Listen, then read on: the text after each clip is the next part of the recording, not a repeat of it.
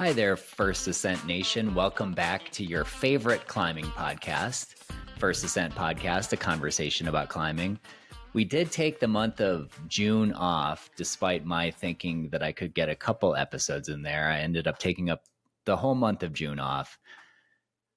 There was some non-climbing things to take care of in my life, so I took care of those, and I am back ready to keep spraying once a week, every Wednesday, at least for the foreseeable future. So thanks for sticking with me while I took a break, and I hope you look forward to some of our upcoming guests. Before we jump into it today, I want to remind you that we do have a Patreon. Your support through the Patreon keeps this podcast going. For $5, $7, or $10 per month, you too can support First Ascent Podcast. Go to patreon.com/First Ascent Podcast. All right. So without any further ado, here is Aaron Shamy. Aaron Shamy, how's it going? Hey, good. Good to be on with you, Jay. I'm so glad that we were able to set this up. And this is 100% my fault, but we've had this scheduled 4 previous times and I've bailed each time. And this is the first time I'm truly talking to you. And I just don't want you to think I'm a total climber dirtbag. Oh, we've all got a little bit of dirtbag in us, don't we, if we're rock climbers? So no, it's no problem at all. I'm glad to be on and to be able to just chat rock climbing with you. And so I was kind of surprised that our paths haven't crossed before. Where are you based out of right now? And I'm primarily based out of New Hampshire. I do spend a lot of time in Lander, Wyoming, and you and I have a mutual friend of Joe Ship, right? That's short. Joe Shippoliti. Yeah, our Italian friend. Yeah, he's very Italian. He's we love Joe. He's kind of the connector between the two of us. So Your reputation definitely precedes you after having talking to Joe. So you're a Gunks guy, New Hampshire, huh? Well, the Gunks is in New York, so I hate to just come out of the gate and correct you, but do it. And it's not even in New England. New York is not New England. So, but yes, I love the Gunks. I've climbed there a bunch, but mostly Rumney. Rumney is my home crag. Yeah, very cool. Yeah, and you're in Salt Lake, right? Yeah, the home crag for me would be American Fork Canyon. It was kind of my schoolroom. It's a great educator. That, along with Little Cottonwood Canyon, Maple, the Wasatch Front has a lot of wonderful chunks of rock out there. I think I messaged you on Instagram and I was like, you're actually making Hell Cave look cool in American Fork Canyon. Yeah, the CGI and editing can do all sorts of amazing things these days. No, the Hell Cave is cool. Is it? Yeah, give me your Hell Cave apologist rant. Oh, well, if you're looking for something pretty, you're going to have to go somewhere else. But if you're looking to get an education in steep cave climbing, just hard, powerful movement on the El Diablo wall and in the Hell Cave, just makes for a great education. I've heard it said once, if you can climb an American Fork, you can pretty much go anywhere else in the world and climb. And I don't know if that's true because I haven't been everywhere, but so far it's proven out a pretty good tester. So yeah, I love American Fork and all that it has to offer in that regard, but just the history of it. I mean, some of the very first sport climbs in America were set up there, and some of the fathers of sport climbing came over there early to establish some things. And so just to go walk the Freedom Trail. I know that's not New Hampshire, but it's just the sport climbing history. You'll find it in lots of places, but this is just one of them. You'll find it too. Wasn't American Fork the first place when they started to figure out that Choss could actually be good climbing?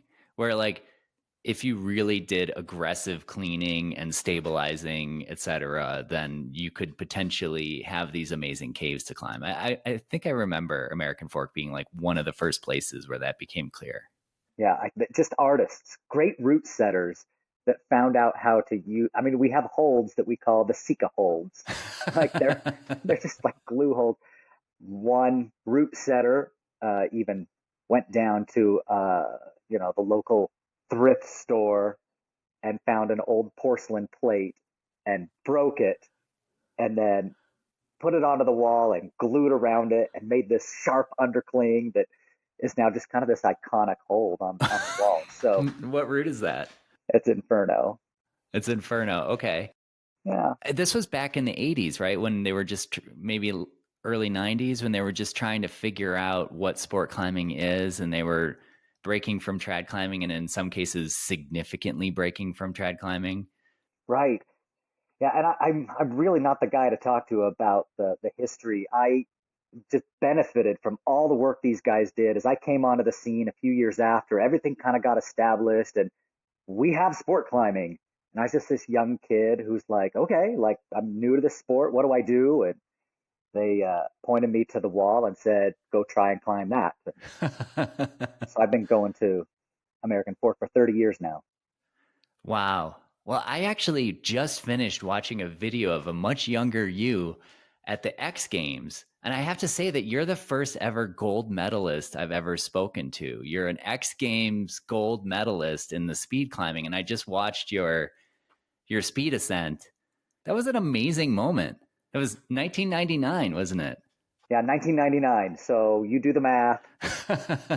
Yeah, I was 18. I was fresh out of high school. I've been climbing about 4 years. I started at age 14 and just had some background in other competition sports, like wrestling and swimming. And so I loved the competition aspect of rock climbing and had a great time just meeting some of my climbing heroes at these competitions and doing well enough to receive these invitations to nationals and international competitions like the X Games. I never considered myself a speed climber because that wasn't really a thing back in the 90s. It was just so new, and but I could go fast when I got on the wall and did well with that. But I went to the X Games for the first year was for the technical climbing, the sport climbing, and then when they added bouldering a little later for that, and then speed climbing became this afterthought. But ESPN did that a really nice piece with me, and it was really fun to compete against people from all over the world and try to go faster than everybody else. And it's just such a volatile sport, right? Because it takes doing 100 things right and one thing wrong, and you're out of there.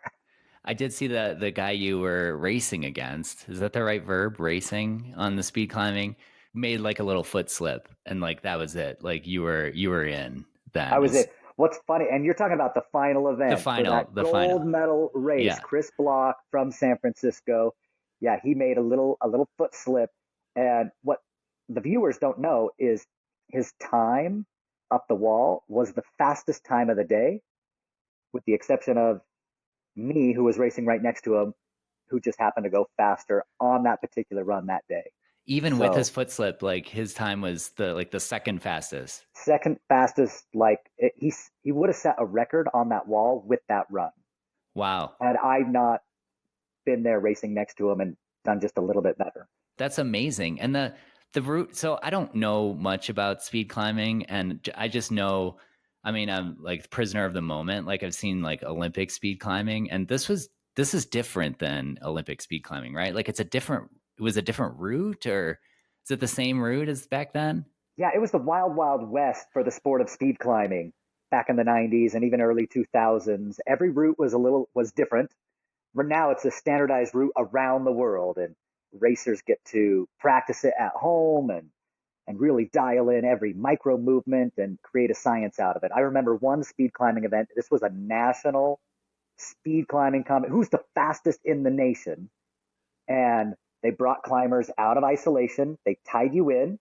Your back was facing to the wall, and they just looked at both of you and said, "On your mark, set, go." And you had to turn around, run 10 feet to the wall, and as you're looking, you're just frantically trying, well, where are the holds? Where do I go to next? And I mean, it's just that wild. And the routes were different. And so you'd hit the buzzer. And so all things aren't equal. Yeah. And so you'd come down, you'd switch ropes, and then you'd do the same thing. And then they add the times together. Oh, It's whoa. like, all right, whose time was lower? And so that was kind of wild. And it wasn't until the X Games that they go, all right, why don't we just leave this wall the same? Yeah, let's And so for standardize 2 things. years in a row, they had the same route on the wall, which was just like, whoa, we might actually get to try to like make a rep. We know what the wall was. We've got video and picture footage. Let's go try and replicate it, which is the year I won. We tried to do that. We tried to Oh, find a wow. wall that was a similar height.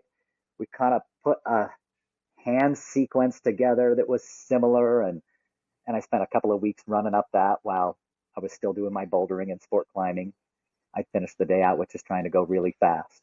Is the current standard speed climbing route it's like 10C or something, isn't it? I've never actually climbed on the route. Okay.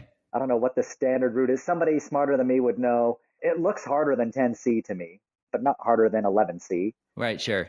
Somewhere in that range. How hard was the X Games route? The X Games route was right around 511A. Okay. And so it was 10 degrees overhanging, and then it went to 25, and then finished at 10 degrees overhanging. And it was 60 feet tall, so it's taller than the standard route is now. And so now they've tried to standardize it. And I think that if you want to see people go fast, that's a good thing. It makes for good television. It's very removed from, I think, the climbing experience for most climbers, but it does make for good television. For sure. Yeah, I think it's easy for the general population to understand that guy is going faster than that guy. Yeah. Like when I watch climbers like, oh, just the brilliant climbers of our time, I could start naming them, but then I wouldn't stop. Joe, clearly. Absolutely. And, you've got Natalie Grossman and Nathaniel Coleman and some of these climbers that, Ben Hanna, when they start touching the wall and you just look at that and go, that looks easy. But if you have any experience at all, that's not easy what they're doing, but they make it look so easy. And if I don't know anything about climbing and I'm part of the general population going, this is the Olympics, this is the best of the best, and I might be tempted to think, even as a new climber sitting back going, well, that doesn't look too hard. After a little bit of experience, I think we start to figure out, oh no, what they're doing is insanely impossible for the general, not only for the general population, but just for even the average climber. Yeah. Yeah. Gymnastics is kind of like that. Like there's the rings or the parallel bars or uneven bars or whatever. I'm like, I could totally do that. You know what, Jay, you could do that. I think if we put you on the rings, I'd see you in that iron cross doing a few flips and you'd have no problem. But let's talk about your floor routine, because I don't know how you do with that. Yeah, the dance part would be hard. The rhythm part. Yeah. Give you some ribbons or something. Yeah. Interpretive dance. I could totally do that. I could do that. I mean, the one thing that I see that I'm like, I could totally do is American Ninja Warrior. Yes. Some of those people like doing those, it's like, come on, you got nothing. Like I could totally do that course, but I don't know. I've never tried. Actually, there was a moment when I was at my daughter's gymnastics, event or whatever. And I went up to her gymnastics instructor, coach, whatever. And I was like, so is there like American Ninja Warrior for adults? Like at this facility? And she's like, looked at me. She's like, no, of course not. Do you see those 4-year-olds over there doing handstands and somersaults, Jay? The adults course is right behind them. We meet on Tuesday nights. I don't know. Maybe we need something. I think there is adult American Ninja Warrior, and it's just American Ninja Warrior, and you gotta go on it. We've got some older guys that do that, and so I think you should go for it. I should go for it. That could be my next thing. I'd go. Yeah, we should do it together. I want to go do American. Yeah, let's do it. Have you ever tried any of the courses or anything? No, but I was an avid fan for about 5 years. Like, didn't miss an episode, especially the Isaac Caldiero years, because he's a Utah native, now in Tennessee, and just one of my old buddies. And so just was super inspired by him. This is during a time period when I wasn't climbing, and was just going, oh, I'm just too late. Like American Ninja Warrior came on the scene. Like I felt like once upon a time I was built for it. Like American Ninja Warrior would have been my thing. Yeah. But I don't know. I think for me there was always a question about the parkour stuff. Could you do the parkour stuff? Well, that scares me. Okay, so there's the jumping on the angled things at the start. Yeah. I'm sure I could do that. You do that. That's fine. Oh, yeah. That's like, I just do that. Like, but like across the a spinning river. logs and like, well, I think there's a technique. Stuff. I think there's a technique. I think on the spinning logs, you have to step on the very top of each log because you see when people step on the side and then it gets it spinning. So like it's a technique.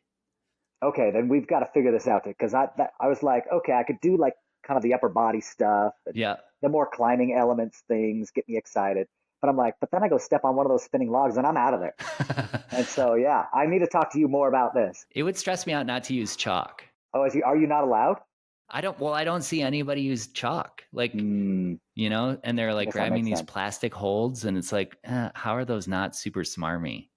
Okay, now we go get into strategies. You'd use the liquid chalk beforehand, right? Yeah, right. Take your Maybe. antihydral beforehand. Yeah. I hear they do it at night, Yeah, they do. Yeah. like at In 2 like a.m. Vegas. Yeah, in Vegas. Yeah. Which could be warm depending on the time of year. Yeah, that's true. What is your, and this is a question that I'm going to start asking everyone who's a climber who comes on here. What's your skincare routine for your fingers? Oh, it's an evolving process, I think. And so I don't know that I have it dialed in perfectly, but okay, so I don't know that I do weird stuff. My sweetheart bought me the best gift, like the TikTok shot by. It was the best. I still use it, been using it for a year. One of those electric, like heel, like a grinder, but you use it like a pumice stone, but for your heel. And it just has a little button, you turn it on and you charge it up and it spins really fast. And while people use it on their feet, I'm using it on my calluses, and Yep. I'll just grind them down. And then I'm not sponsored, I'm not endorsing anything, but I like Rhino Repair, I like Joshua Tree, Solve. My sister-in-law turned me on to this like silver mist that like heals open wounds quicker. Whoa. I don't know if it works, but I try it. I like the And name. so I don't even think that's what it's called. It's called something else. Okay. But yeah, that's a good question. And some people like are really dry and some people are really wet with their hands and so they're softer. And I think you just gotta like experiment with some things until you find out what works for you. And so right now that's kind of where I've settled in, is kind of using the Rhino stuff and then just trying to rest. I think all that stuff I think does 10%. Yeah, we want to get away from the resting, right? Like so like that's the thing. Like rest will heal all skin wounds basically. But Right. like you're on a trip, like you don't that's not part of the toolbox, really. The resting, the sleeping. Yeah. So tape.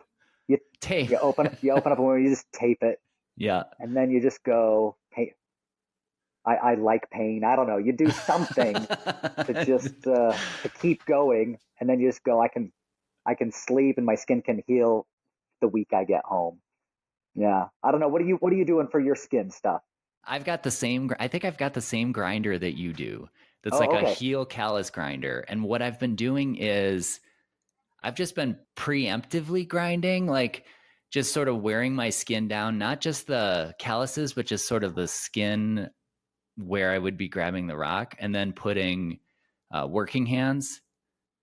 The green, you get it at Oh, hardware okay. store. Like it's O'Keefe's working hands, which actually like works for my skin. And so like I feel like by sanding, not just sanding the calluses down, but just sanding the skin down as if I had like a light climbing workout and then I put the working hands on. So like it prompts it to keep building. That's what I've been doing and it seems to work okay. But like I get splits when I'm out west. So like I'll do Mm, preemptive like the Rhino like spit spray or whatever. I'll actually spray that on my hand if I'm going to be like yes. crimping really hard or whatever before I do a pitch. But There's again, like it's good until it's not. And then I get some flapper, it gets, my skin gets worn down. Like I was at Rifle with Joe and like jug rash is a thing. Like so many jugs yeah. that I was grabbing. I was like, I wasn't sanding this part of my hand. Like I'm not Mm. ready for it. So it's a work in progress, Everything's a 100%. jug in your hand, Jay. Everything's a jug in your hand. This is great, Aaron. You could come on all the time if you're just, gonna hurl those compliments my way. Well, I don't know what the brand is. It's a Neosporin with lidocaine in it. Have you ever used any of that? Yeah. And so I'll put that sometimes on my open holes, and it has that lidocaine in it, so you get the antibacterial, and then the pain goes away, and you feel like you are better, but you're not. And that's kind of the maybe the road trip secret is a little Yeah, bit of just that stuff. mask it, just ignore it Just and deal mask with it. it Lots of later. ibuprofen. Yeah. That's future Jay's problem. Let that jerk deal with it. Vitamin I is a big part of my life. Ibuprofen. Like that's Yeah. yeah, that's a big part of my climbing kit. Wait, how old are you, Jay? I am 47. Oh, okay. How old are you? 44. Okay. I think we probably started right around the same age, and I think Yeah. we had a similar sort of path through climbing. I mean, you were back in the day, you were far like didn't you onsite 514? No, but I red pointed some. Joe said you onsite a 14A.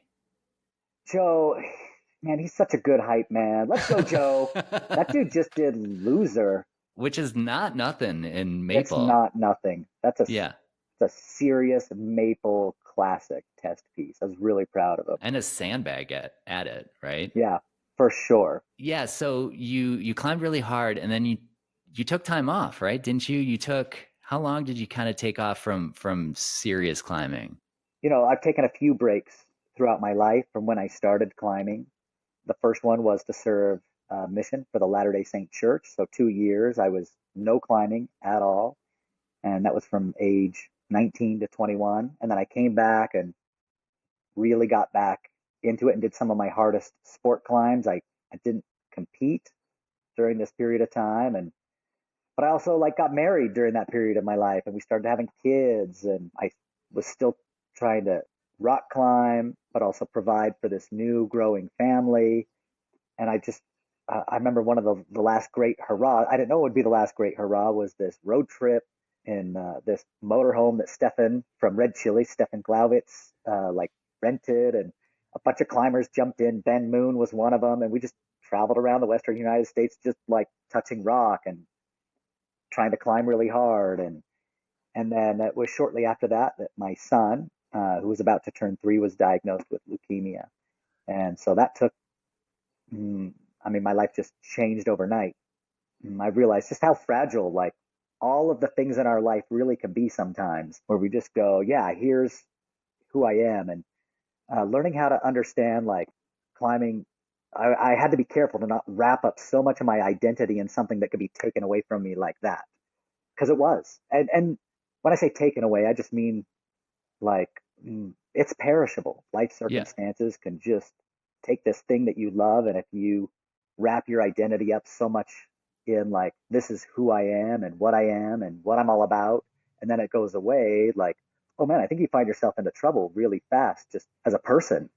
All sorts of, like, identity crisis. But like, I'll always be a dad. Like, that's something that will never change. And it's like I mean, a million times more important than climbing, right? That's something that I've learned as I get older. Like climbing doesn't really matter. It doesn't matter. Even when it mattered, it didn't matter. Like, I mean, you were climbing at the higher end of the sport. You had sponsorships, I'm assuming, Red Chili probably being one of them. And I mean, you're not making much money. You're not really paying the bills. You're not doing anything that truly helps society. And when you're confronted with something as you get older that actually does matter, like the health of my child, or just even having a child and realizing the massive weight of being a parent. I mean, climbing, who cares about climbing? Like seriously. Nope, nothing else mattered. Being in the hospital, living in that immunocompromised oncology ward at Primary Children's, like, that's all that mattered. So how did that work out? Or Yeah.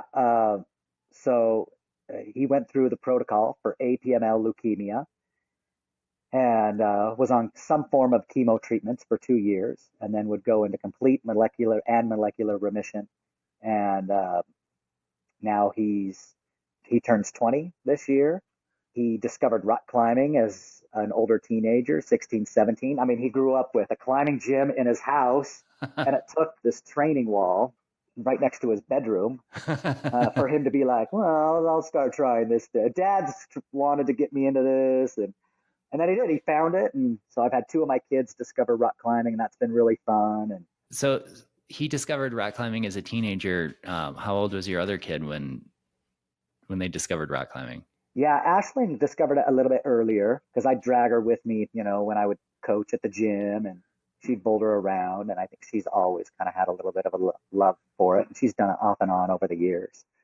And so I just remember like hearing about Johnny Miller writing a book about how to get your kid to love golf. Yeah. And so, the golfer, Johnny, and one of the chapters in there is like, you don't ever take him golfing because what dad does isn't cool. So I thought about that for a little bit. What's going? Okay. Apparently he would take him like fishing, and then he would take him fishing near a golf course. Oh, Dad, what's that over there? Oh no, you don't want to do that. That's not that's not for you. Yeah, right. And so, but the kids come how they come, and they like what they like, and I think letting them just discover what they like has been a good strategy for me and the kids, and they've all found their own thing. June, my daughter, is 11. She just grew up at the Crag. Like she went to the Crag when she was tiny, and she went to the Crag when she was a toddler, and she just goes to the Crag with us now. It's just commonplace for her. It's just her life. Her parents are climbers. We travel to climb. We go together. We hang out at the Crag. And I was just thinking, it's so different than my interaction with climbing when I was younger, because climbing was like such a foreign thing starting in Wisconsin, and like going climbing was like kind of a counterculture, rebellious thing to do, like those crazy rebel, guys. Jay. Yeah, I know, right? Such a rebel. For her, it's just a thing that's just a part of her life. She turns on the Olympics, she sees it, like it's climbing true. has changed just in one generation. It went from a activity practiced by people on the fringe to completely mainstream. So you said something earlier about how like climbers really don't add anything to society. And I know it was all tongue in cheek, and I know what you meant. And I think on the surface you're kind of right? It's kind of a selfish pursuit in a lot of ways, self-fulfilling, self-aggrandizing. Yeah. But as I think about it, there's an industry that's popped up around climbing that meets a need that really does end up, benefiting society and blessing just a lot of people's lives individually. And I think about my journey in just sports in general. Like I wanted to do sports with the boys, like in junior high. So I went out for like the volleyball and basketball and soccer team. And, at 5'6", I'd like to say I wasn't like tall enough or big enough to do any of those sports, but really I just wasn't good enough either. And so I just would get cut from the team, like cut from tryouts. I get smacked. So the ball and net sports never, like I just didn't know what to do with my life, because like all the athletic boys were doing these sports, and I felt like I was athletic and that's where I should be, but there was no place for me in the ball and net sports, competition teams, the team sports. And so when I found climbing, like I just found also a lot of confidence in myself and abilities to kind of explore that. And then pretty soon I started coaching, and I've kind of been coaching rock climbing in some form or fashion for 30 years. And now I do it here out of my home. I've got a program where several kids come, and those kids, like one of them who's been climbing with me for 4 years now, who's climbing V double digits, he coaches with me. He's one of the head coaches here that coaches classes. And I see these kids that come in and just go, oh, this is my passion and what I love to do. And climbing teaches them discipline and how to work hard and how to fail, but still keep going, how to crack the code. And people that are disciplined and work hard and can crack codes, they change the world. And climbing teaches all of those things. And so, yeah, there's no real benefit to society, but I just gotta tell you, I think there is. I don't know. What do you think about what I've said? I didn't mean to like no, I get it. To like push back too hard on you there, fine. But weigh in for me. Yes, I very much agree with what you're saying, and maybe as a dirtbag climber who's just focused on climbing and everything, like you're maybe not contributing to society in a certain way, but I agree with you that climbing does instill characteristics that are beneficial outside of climbing, right? So I think about, for me, when you were talking about not being good at team sports, I wasn't either. I was a runner, and I found running when I was in junior high, and I kind of came from a bad situation, and thank God there was running. And running was something I could pour my heart into. I could gain identity from, like do challenge. I could, have some self-esteem from it and all of that. And had there not been running, like, I think it could have been a bad situation, and then running led to climbing. So like, I get that young climbers who come up in a gym and who have coaches and, you know, then become coaches, like your one athlete, you're instilling life skills, right? You're instilling skills that allow people to be more effective, more, you know, I almost said worthwhile, but I don't want to put a value statement on it. Like, you know, more provide to society. Yeah, I get that. Yeah, they increase their capacity. And anytime you've got an increase in capacity, just as a human, as a person, like I just think, yeah, your self confidence, your self worth, that'll go up. Like I'm more capable as a person to do stuff. And Do you find that so when you're in a, say, a stressful situation from either interpersonal stress or like business work stress, that you're like, yeah, I've done stressful things in climbing. I've been run out and had to like perform at this moment without any mistakes, you know, because there are dire consequences. I've definitely tapped into that in non-climbing environments. Like, for yeah, you just have sure, to perform right now. You can't fall right now. You just can't. yeah, absolutely. What's the longest you've ever worked on a route? I'm currently working on routes that are the longest I've worked on a route. I love it. Well, how about you?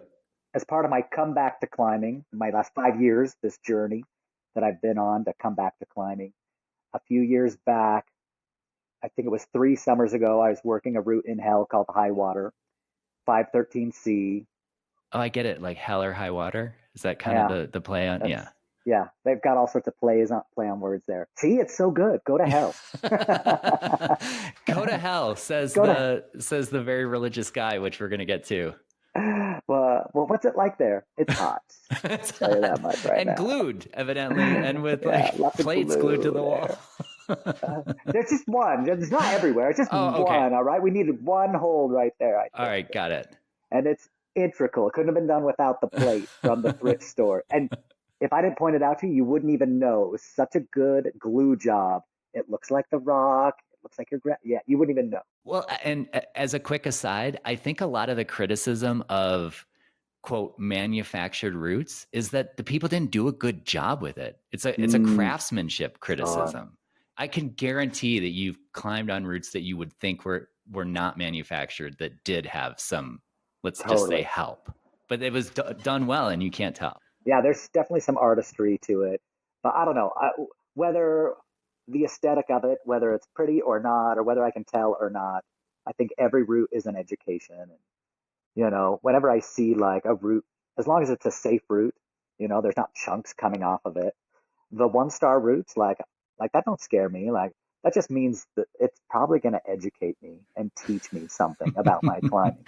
So I never let the opinions of these people who give these routes 1 star stop me from getting on a route. Like I really just want to climb the world, Jay. I want to do every route in the world. I don't know about you, but if there was enough time and space and energy, dude, I just would love that. And so to do that, you've got to climb the 1 stars and the 4 stars, and I think every route has something to teach me, and so that's really fun. I know we were talking about something, and then we You were got off talking on this about tangent. your longest Oh, project, high high water. water. Yeah. Yeah.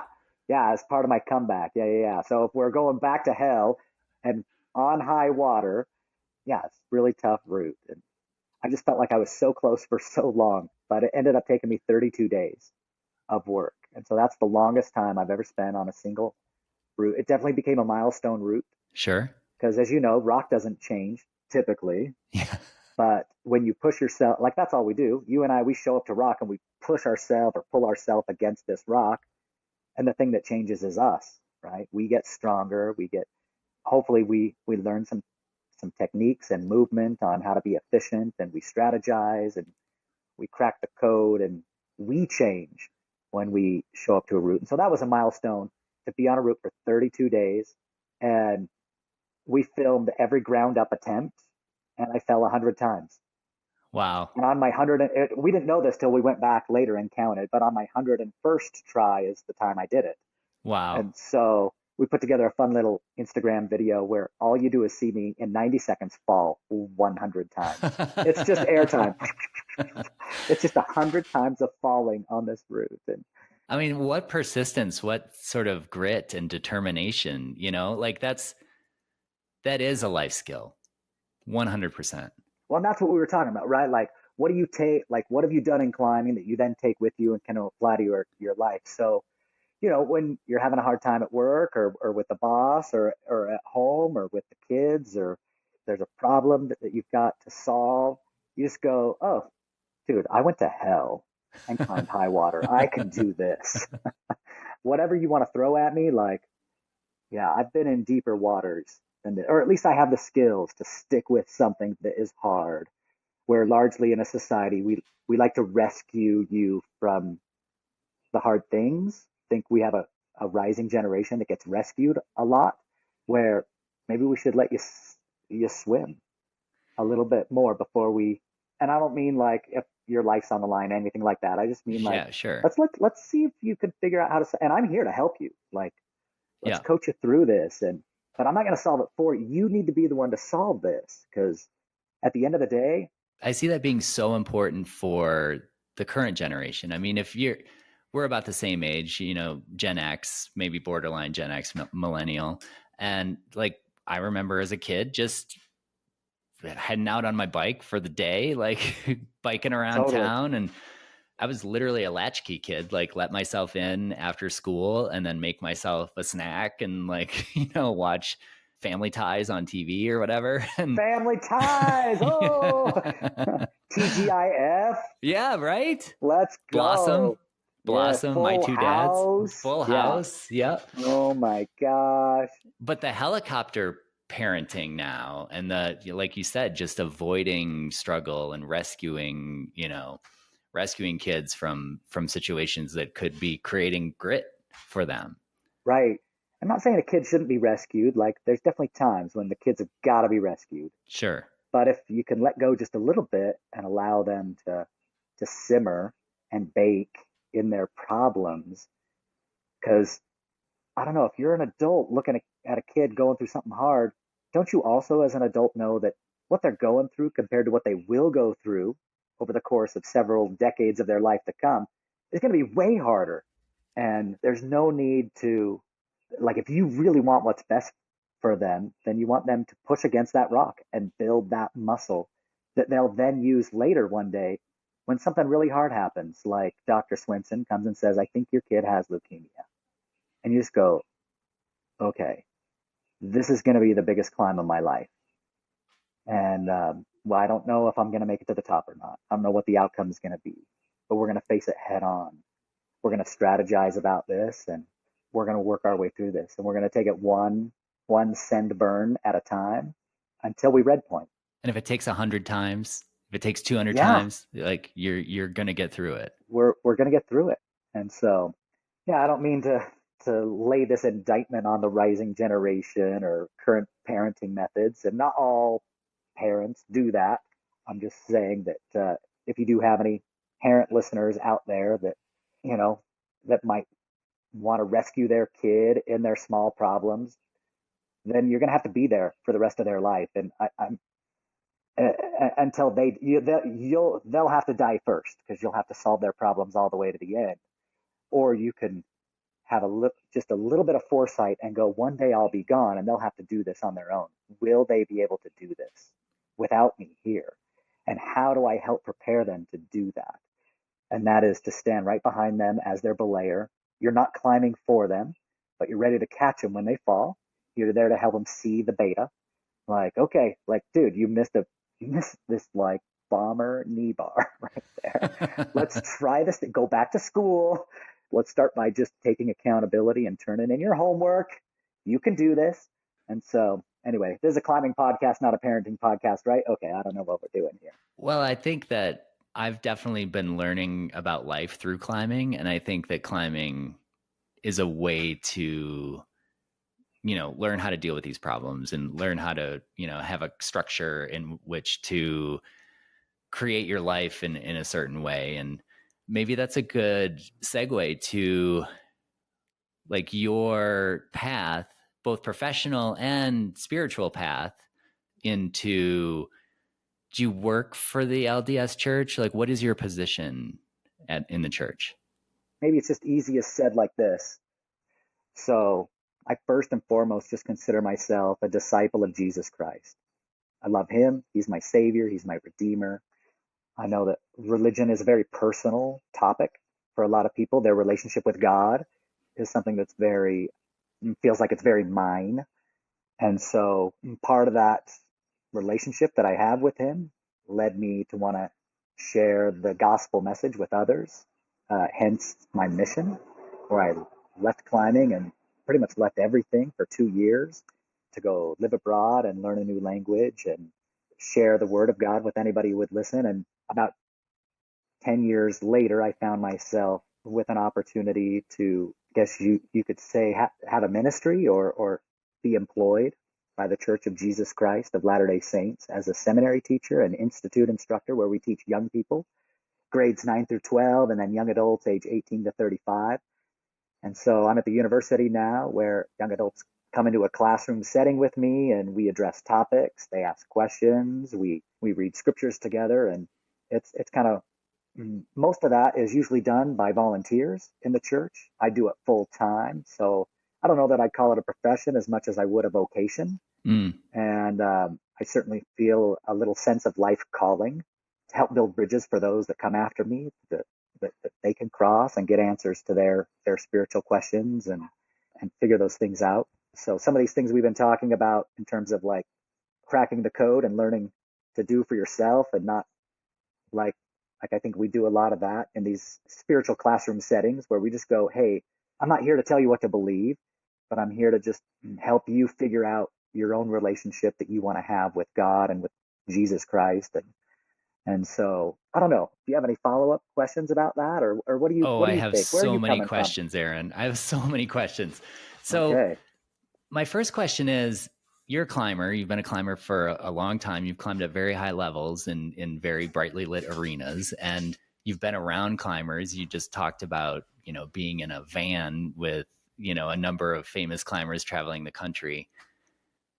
But your connection, your background, your vocation, as you say, is different than the typical climber perspective. And I'm painting with a very broad brush, right? I'm generalizing very much, but it is skepticism and cynicism toward spirituality.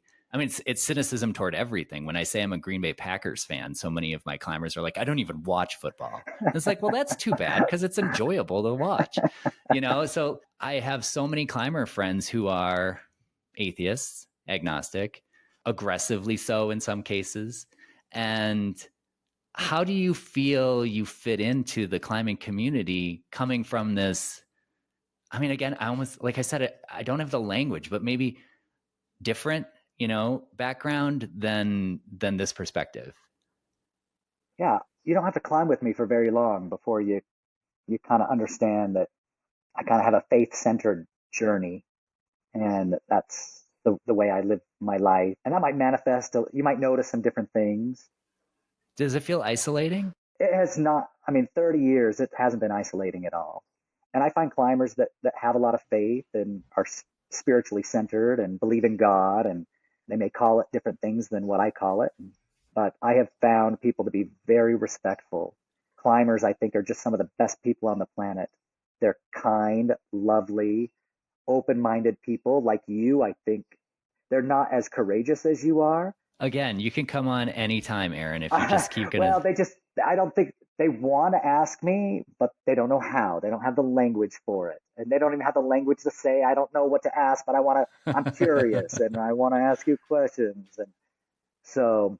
Do you feel that there's judgment in either direction? Do you feel like people judge you, or that do you find yourself judging others based on some of the choices they're making? Yeah, if people are casting judgment towards me, I'm blind to it. I don't think that I see it. And if they are, and if I were to see it, I would probably just choose to be blind to it, because that's something that they're working through. That's a climb that they're on. It's not about you. Judging others, yeah, that's not about me. Yeah. Like if you're judging others for something they believe, that's your problem. Like if you want to live in a place where you judge others because they believe differently than you, that's an isolating, lonely, and miserable life. It just is. I don't know anyone who judges other people that's like, I'm just the happiest person ever. And so with that being said, I think you want to think about that for a little bit. You just pause, everybody. Think about what I just said, because that was profound. Okay.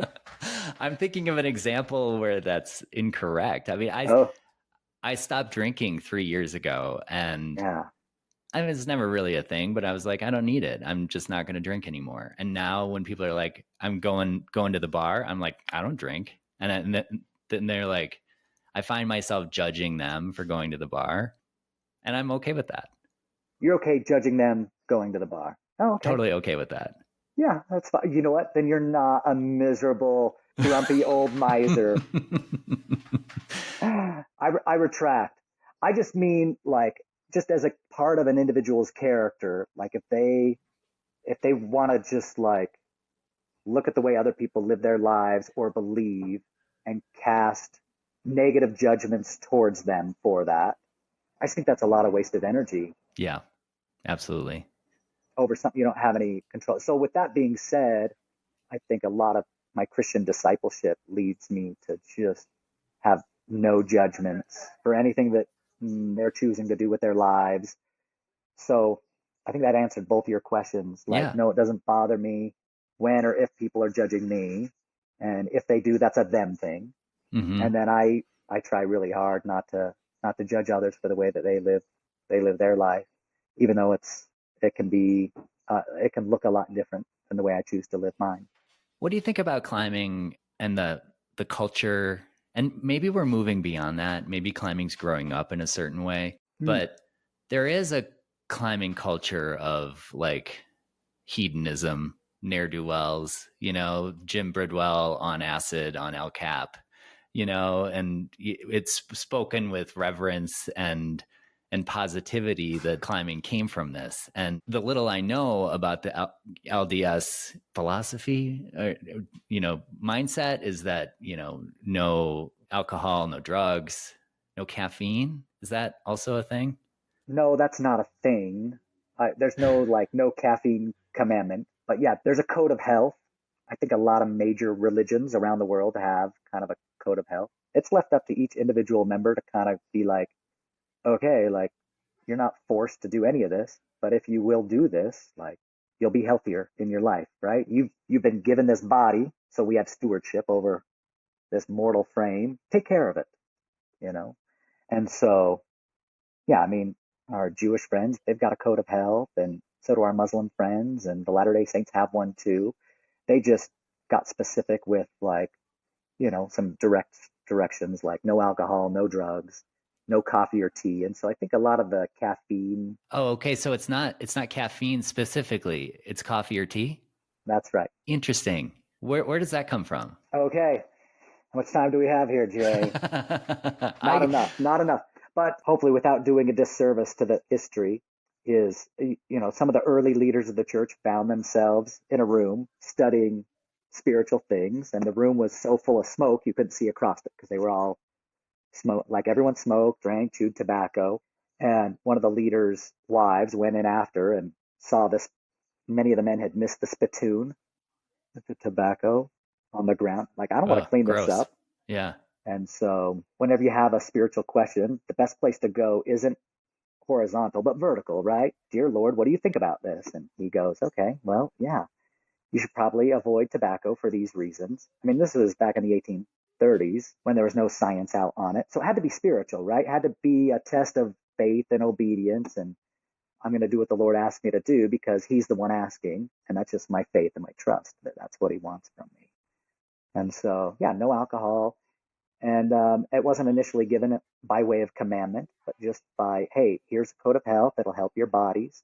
Years later, it would be given by way of commandment. And then in the Revelation, it had an interesting phrase where it said, don't consume hot drinks. Mm. And that would later be defined in the 1850s as tea and coffee. And so, kind of since then, practicing disciples of Jesus Christ in the Latter day Saint faith seek to avoid tea, coffee, alcohol, drugs. And I think the results, when you do something like that in your life, when you get off alcohol, tea, drugs, and coffee, you kind of see what happens to your body, especially if you've been on them before. And it's hard to argue with the results, but even if the results weren't hard to argue with, it's like, well, are you a disciple? Are you going to be a follower or not? Like, what if they ask you to do something else? And I think ultimately for me, the reason I do this is first and foremost isn't to have a healthy body. It's because I love the Savior and I believe he's asked me to do this. And because I believe he's the one asking it of me, then I lean into that. I lean into that, like we talked about earlier. It's another rock I push against that develops me. I am trying to develop the kind of person that whose faith leads to obedience to him, whose ways are higher than my ways, his thoughts are higher than my thoughts. And I found nothing but blessings from it. I can run and not be weak. I can walk and not be weary. I can climb and I can climb fast. And so I think a lot of it, like, could I do that if I had done all these other things? Yeah, I could probably still do some of that, but not at the level I can do it at now. And so I've found added strength come to me, not just physically, but also spiritually, because I'm the kind of person who is seeking to have his faith manifest in real material ways in the real world. That becomes part of who I am now. I'm that kind of person who can do that. It feels good to believe in things. I mean, I've definitely gone through a process. I was raised Protestant. I was raised in the United Methodist Church, and my middle name is Christian, so I got that going for me. Dang, JCK, let's yeah, go. Yeah. But like almost everyone else, I sort of went away from that, from spirituality, in college, as, became less of a thing. And I think just as a society, spirituality has become less of a thing, but like, or religion, certainly, but it feels good to believe in things. It just does. And I think that as we've gone away from religion as a society, that belief and connection has to go somewhere. And for some people, it goes into politics, which is not a good thing. If you've got a religious devotion to your political party, that's, also not a good thing. For some people, it goes into climbing. For some people, it goes into, whatever. But it does feel good to believe in things. And that's what I say to my friends, many of whom are atheists. It's like, what you're believing in there being nothing.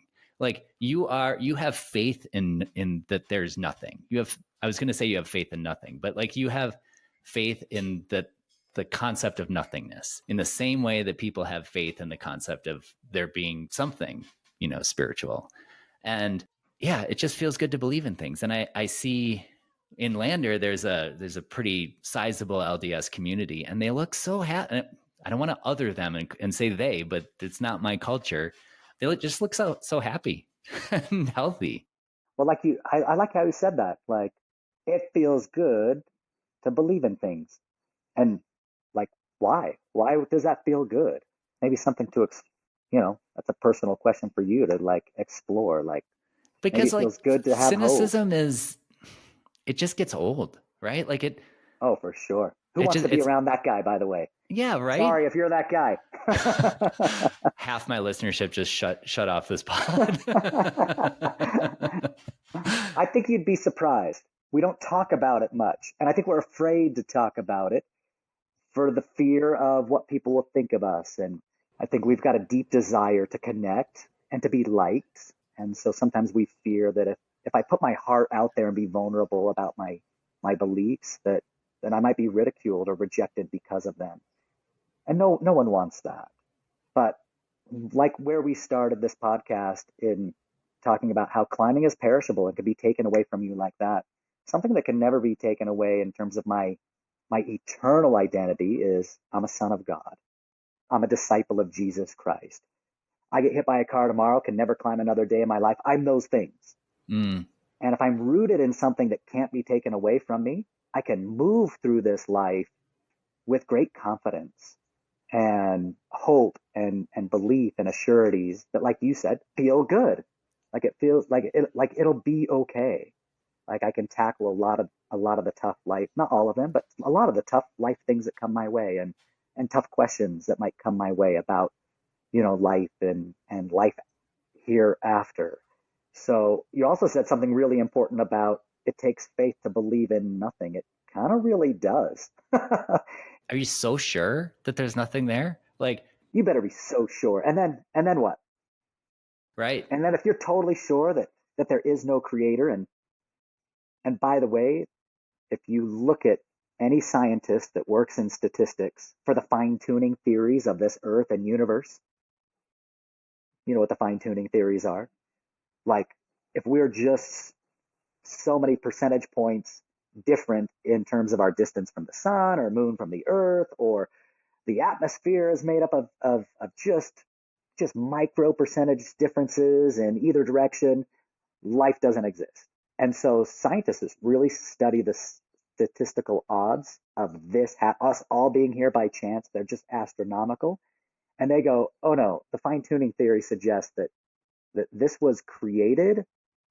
It's more likely it was created than it happened by, like, there's a possibility it all happened by chance. But to have faith that it happened by chance and to believe in that one gigantic miracle big bang, that we want you to believe in this great big miracle, and then we can explain the rest by science. You still have to have faith.